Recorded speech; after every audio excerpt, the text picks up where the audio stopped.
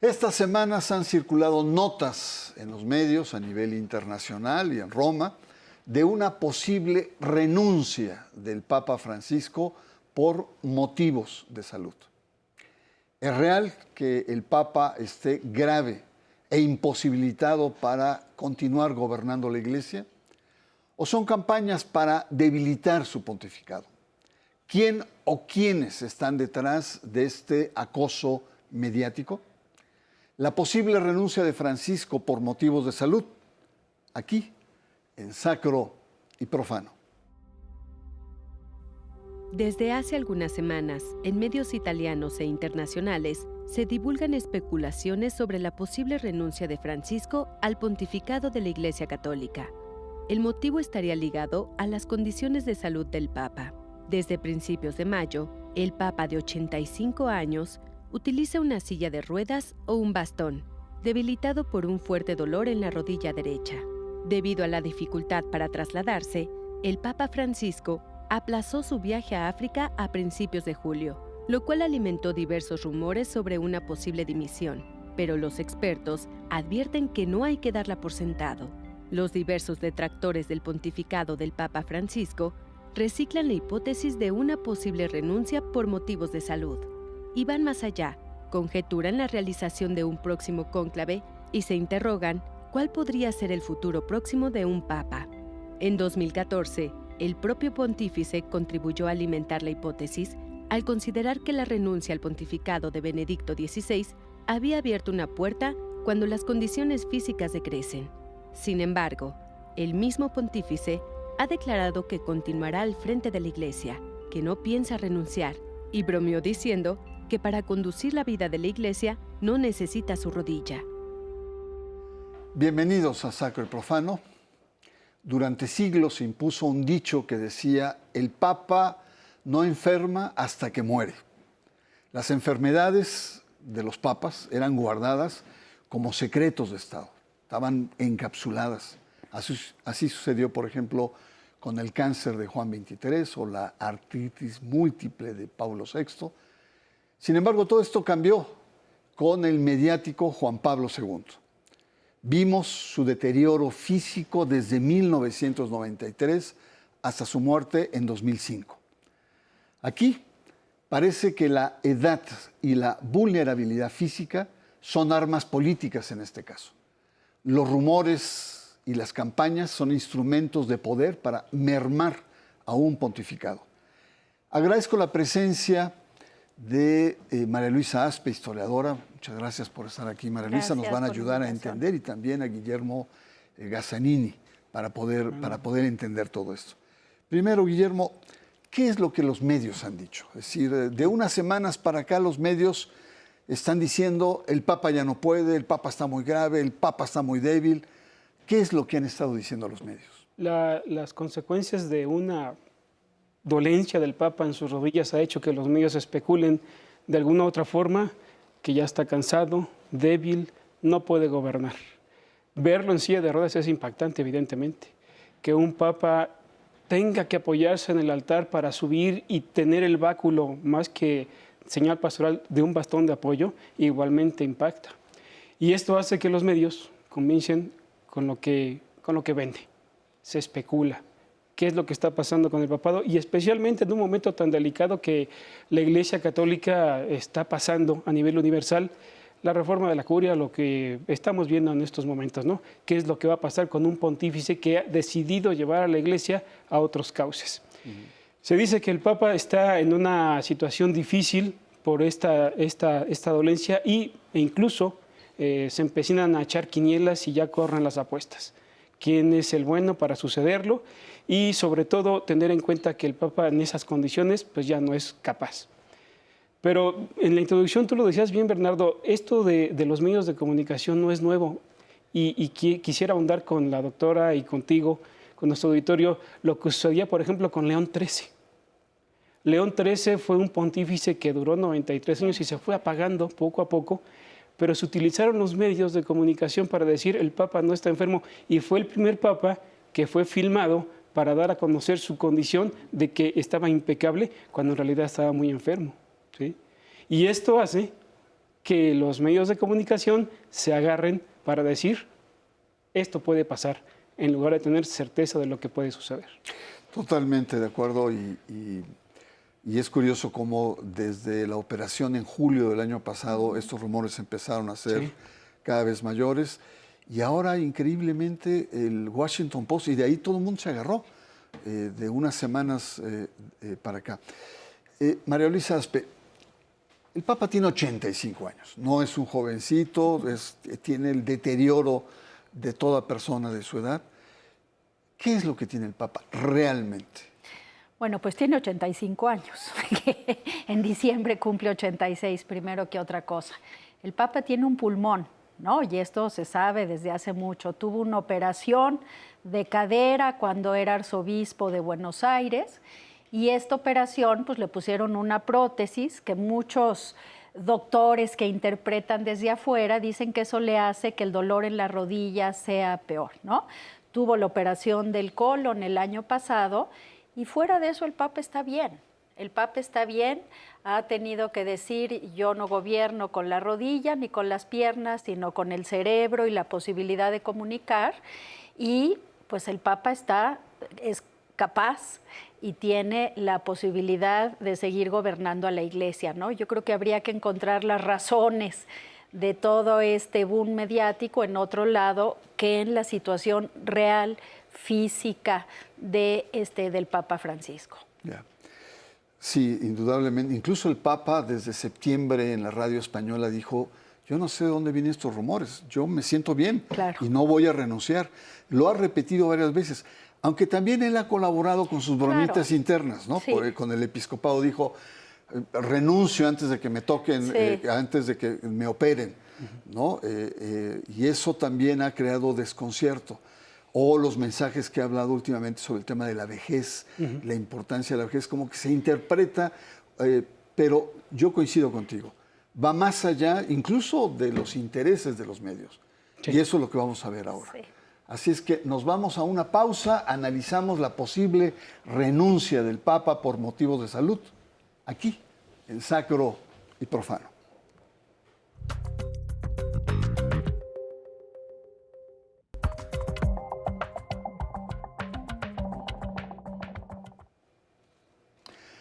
Regresamos. Nuestro tema, los rumores, las campañas mediáticas sobre la posible renuncia del Papa Francisco por motivos de salud.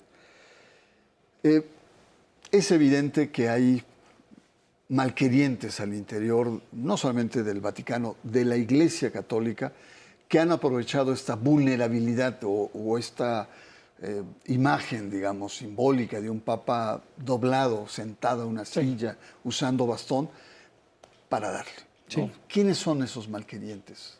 Evidentemente son estos grupos que llevan una contraria al Papa a los efectos de decir la Iglesia tiene que ceder a una primavera y sobre todo tener un gesto de salida. Aquellos que todavía quieren que la Iglesia esté encapsulada y viendo como una corte y un príncipe o un rey para proteger al Papa. Y lo que dices me recuerda algo que pasó con el Papa Paulo VI. Él tuvo dos oportunidades para renunciar. Una cuando lo operaron de la próstata y se sentía malísimo, mal. Especulaba él renunciar y esos malquerientes le empujaban para decir que el Papa Paulo, que estaba encabezando la reforma en esos momentos del Concilio Vaticano II, debería dejar todo esto para atender su salud. Esto le empujó a reflexionar si el Papa o no debería renunciar. Esos malquerientes ahora parecen reproducirse de alguna forma u otra en este actual pontificado, no por una operación de próstata, sino por una rodilla simplemente, ¿no? Y ver al Papa de esa manera les genera obviamente esta incertidumbre para decir, el Papa ya no puede, ya no debe estar aquí, ¿no? Eso es lo que pretende, ¿no? Frenarlo, meterle el freno para decir las cosas deben ser distintas. Sí, hay varios cardenales que se han destacado en los últimos años en estarlo confrontando permanentemente, el cardenal Müller, en fin, hay toda una cadena de grandes personajes de adentro y de afuera de la Iglesia. Ahora, la pregunta, María Luisa, es ¿qué quieren? O sea, ¿por qué quieren frenar al Papa? ¿Por qué lo quieren doblar? ¿Por qué quieren con estas campañas erosionarlo? Decirle al mundo, miren, este Papa como está ya no es capaz de gobernar, ¿no? Independientemente si su presión surte efecto o no en una posible renuncia. ¿Qué quieren? Yo creo que lo que quieren es frenar las reformas del Papa. O sea, quieren frenar su magisterio, quieren frenar lo que ha hecho en este pontificado. Y yo creo que de las cosas que más quieren frenar es lo que el Papa se mete en el tema de la cultura. Y decir, la Iglesia tiene que reconocer una cultura como es y no como quisiéramos o en el pasado hubiéramos idealizado que fuera. Yo creo que es eso. Y además, frenar, pues esto se vio muy claro con el Sínodo de la Amazonía, ¿no? Frenar lo que es una iglesia distinta, lo que es una iglesia inculturada, lo que es una iglesia del Concilio Vaticano II. Creo que esto es muy importante. Pero también quieren frenar lo que es la reforma de la curia, o sea, la reforma de la curia y en última instancia, pues una iglesia sinodalidad, con el sínodo de la sinodalidad y por supuesto también pues estos consistorios, ¿no? Que todavía pues le darán tiempo para unos más, ¿no? Estos 7 consistorios que lleva y que es el nombramiento de cardenales más al estilo de la iglesia, una iglesia de salida que propone el Papa Francisco. Hay un claro interés de erosionar al Papa. Han salido varios documentos internos en donde hay sectores, tanto de la curia, que se oponen a la reforma, que ya entró este mes, como otros, vaticanistas incluso, expertos, ¿no? Cardenales, y han sacado documentos. Hubo un documento, el famoso memorándum de hace unos meses, mayo me parece, o fines de abril, en donde dicen, en pocas palabras, este Papa es un desastre, ¿no? No tiene incidencia a nivel internacional, le reprochan la guerra en Ucrania, está endeudando a la Iglesia, una gran parte económica. Sí, pero ¿qué pretenden? ¿Qué alternativa a Francisco tienen estos grupos? Es que la alternativa es una forma de reacción, ¿no? Volver a una forma de un sucesor con estas formas cuasi monárquicas es impensable. El hecho de retornar a una forma como un principado de Pío XII o Benedicto XV, son épocas, ¿no? Son distintas. No es una forma para decir volver a lo conservador. Yo creo que las tendencias que está marcando, y la doctora también aquí lo expresaba de una manera muy clara, es llevar en este sentido a la Iglesia hacia nuevas formas de evangelizar. Ya no tienen regreso. Estamos en una situación de un cambio necesario en la Iglesia que también obedece un cambio de época. Y yo creo que los cardenales lo ven, lo observan, y aunque aún nos tengan estas reticencias, es difícil volver a un punto que ya no tiene retorno. Claro. Eso es indudable. Eso es indudable. Y ahora la Iglesia debe también reconocer esto en un mea culpa permanente, ¿no? Pero si los propios cardenales, antes del cónclave que entronizó a Francisco, le pidieron, le exigieron, le mandataron una reforma a la curia y ahora muchos de ellos se están echando para atrás. Sí. Son de las cosas que a veces uno no entiende. Pero hablabas de los proyectos, hablabas del proyecto de sinodalidad, de inculturación, de una iglesia hacia afuera, de un sentido más social, no esta iglesia condenatoria en términos morales, y la reforma, que son aspectos centrales, y además otro que es muy importante, los reequilibrios que ha hecho el Papa en materia del consistorio, en materia de los futuros votantes del cónclave, ya no son tan europeos. Totalmente. De todas estas, ¿cuál es lo que más ruido hace a estos sectores conservadores? ¿Qué es lo que más cala? Yo creo que la cultura es fundamental, porque es esta cosa de decir el Papa está cambiando la moral católica como se concibe y les hace mucho ruido. Pensemos en el episcopado estadounidense, fundamentalmente ultraconservador, con Steve Bannon detrás y demás, ¿no? De decir la moral católica. Yo creo que ese es un punto muy importante. Y otros son los votos. Hay que decir que Juan Pablo II, que solo 2 electores para el cónclave, no los nombró él, y sin embargo salió uno que no había nombrado, que era Benedicto XVI. ¿Qué pasa? El Papa está buscando mayoría, o sea, esto es claro que está haciendo números, lo que no garantiza, ¿no? Como dice el dicho, entras Papa y sales cardenal, no garantiza, pero ¿para qué es importante esta mayoría que busca el Papa? Para poder profundizar las reformas y que sean irreversibles. Y una sensibilidad más del sur, ¿no? Totalmente, Porque una sensibilidad del sur. Uno diría, si uno revisa a los cardenales, uno diría, no necesariamente son pro Francisco. No. ¿No? Tienen otras, incluso algunos son en contra de lo que está haciendo Francisco. Sin embargo, trae una sensibilidad diferente. Totalmente. A una iglesia que era muy eurocéntrica, ¿no? Con una reflexión, y este Papa la está abriendo. Pues muy bien, hasta da para mucho estos temas, pero vamos a una pausa. Estamos conversando con María Luisa Aspe, con Guillermo Gazzanini, sobre estas maniobras, maquinaciones en contra del Papa Francisco. Usted está en Sacro y Profano.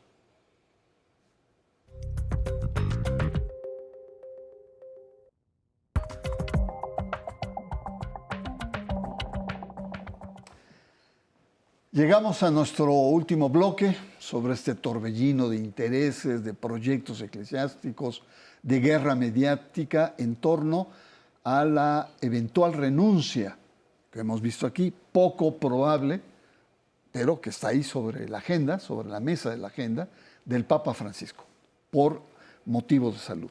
Él mismo lo ha dicho que no. Antes, después, él dijo, yo no sé dónde salen estas especulaciones, pero yo voy a seguir al frente de la Iglesia y no voy a renunciar. Guillermo, ha habido un libro muy famoso y hay posturas de algunos vaticanistas favorables al Papa Francisco, entre ellos Marco Politi, que nos reprochan a los latinoamericanos. En su libro, El Papa entre Lobos, dice, los latinoamericanos están dejando solo al Papa. ¿Qué reacción tienes frente a esto? Contesto con algo que el Papa nos ha dado a los latinoamericanos, el sínodo de la Amazonia, ¿no? Que se haya concentrado el papado en una región como esta en Latinoamérica tiene un significado importantísimo para el futuro de la humanidad.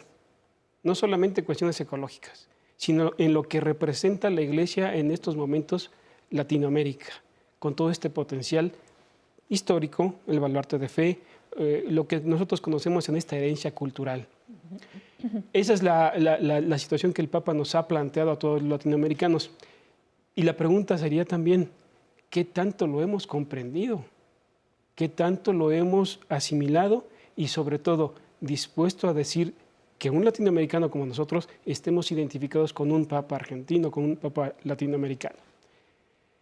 En general, creo que la gente no ha sabido, no hemos tenido aún el profundo concepto de descubrir al Papa Francisco. ¿Quién es? Lo vemos como el Papa que es buena onda, que se toma la selfie, que va y es capaz de bajar del papamóvil para saludar y abrazar a los niños, distinto de los otros tal vez, un hombre que está cojeando y que tiene dolencias. Pero necesitamos comprenderlo a él también en esta identidad latinoamericana y saber qué quiere el Papa de los obispos latinoamericanos. Emularlo es fácil decir la iglesia de salida, pero realmente Latinoamérica está siendo la iglesia de salida y hablando también de México también deberíamos valorarlo, ¿no? Lo hemos dejado solo, en cierto sentido, sí, porque no lo hemos comprendido. No hemos profundizado en lo que Él nos ha enseñado como pastor universal y sobre todo lo que ha querido decirnos con estos sínodos que ha avanzado hacia la Amazonia. Este es el resultado de un papado que, si quiere la iglesia de salida, veamos qué necesitamos en Latinoamérica realmente como iglesia de salida.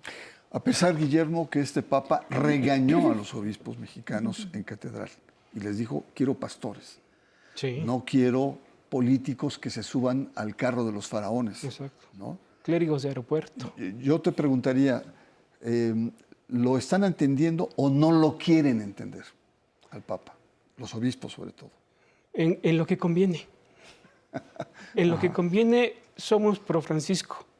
En lo que no nos empata, mejor hacemos lo nuestro. Muy bien. Finalmente, María Luisa, preguntarte el caso mexicano, nuevamente, ¿no? Sabemos, Francisco es un jesuita. Los jesuitas tienen una sensibilidad de poder. Totalmente. Tiene cómo defenderse y ha sabido, digamos, capotear esos complots que ha tenido enfrente. Pero desde México, desde la Iglesia, los obispos, los laicos, las congregaciones, ¿cómo podemos estar presentes con esta oportunidad que se está cortando en términos de tiempo con un Papa latinoamericano? Yo creo que hablando de la Iglesia jerárquica, yo creo que está dividido entre los que dicen de dientes para afuera, Francisco sí, y que en la práctica pues chocan el mensaje de Francisco que tiene que ver con la austeridad, con una iglesia austera, con que tiene que ver una iglesia para los pobres y una iglesia que responda no retóricamente, sino en la realidad a esos pobres y a los problemas, o sea, la violencia, el problema de la injusticia, el problema de los descartados, ¿no? Yo creo que eso es uno muy importante y que a muchos obispos se les atranca, Francisco, eso es clarísimo, ¿no?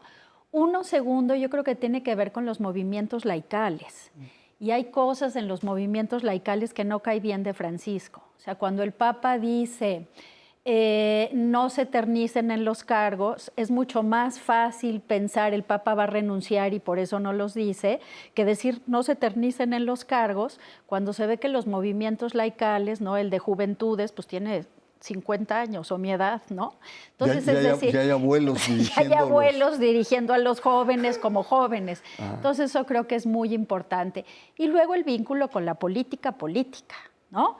Que en este sentido, como el regaño de catedral, ¿no? Que ya se olvidó, pero que ahí está, ¿no? Y que el Papa dice, bueno, eso no es la política de lo que estamos hablando. Creo que eso es importante y que en general los movimientos laicales les falta mucho por entrar.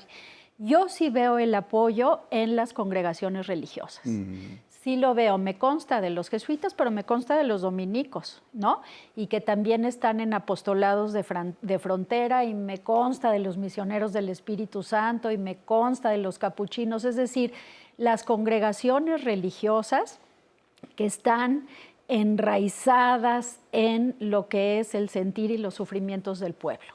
No lo veo tan claro, tan generalizado en la iglesia jerárquica, pero en estas órdenes tradicionales históricas lo veo mucho. Muy bien, pues muchas gracias, María Luisa, por tu presencia y ayudarnos a entender. Igualmente, Guillermo Gazzanini, muchas gracias. Pues es muy claro que las posturas críticas del Papa frente al neoliberalismo han incomodado al gran capital. Los posicionamientos del mismo Papa en temas ecológicos, cuidado de la tierra, han irritado profundamente a las industrias extractivas, como las petroleras, las mineras. Realmente. Francisco estimula una iglesia más abierta a la sociedad. Su proyecto de sinodalidad, la reforma de la curia, los equilibrios nuevos que hay a nivel de los cardenales en el mundo entero, han exasperado a sectores conservadores. Y lo han hecho muy crítico. Y complots y ganas de que haya un nuevo cónclave por parte de estos sectores. A sus 85 años, Francisco tiene aún muchos proyectos, como hemos visto aquí, muchos proyectos que consolidar. No se vale que se nos vaya ahora, no se vale que renuncie, sería muy complejo. Por ahora, es la conclusión de esta mesa, es muy remoto que el Papa renuncie. Soy Bernardo Barranco y le espero la próxima semana aquí, en Sacro y Profano.